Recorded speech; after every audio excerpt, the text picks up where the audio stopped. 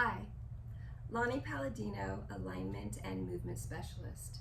Today I'd like to show you a rolling out exercise of the quads to relieve muscle tension, also to roll out the fascia that surrounds the muscle that helps with hydration and blood circulation.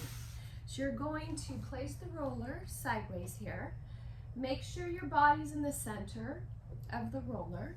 We're going to be rolling from right below the hip all the way to above the knee.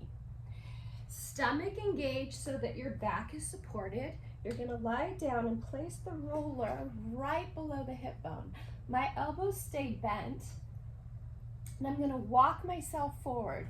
You want to have the legs feel nice and heavy into the roller and go at the tempo that feels right to you. You might feel a few knots in there that you'll want to roll over, back and forth, or do broad rolling, going all the way up and all the way down. Make sure that you're breathing, and when you're in this position with your shoulders, make sure that they're pulling away from the ears, stomach in. So after you do this a few times in parallel position, you're rolling out that center part of the quad.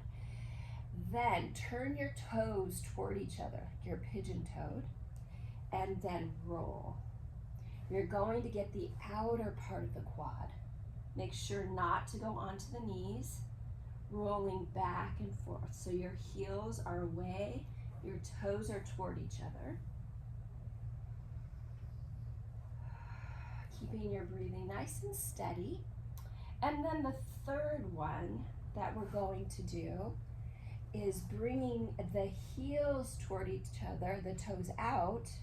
Then you're getting that inner part of the quad. So all three positions, they're going to feel slightly different.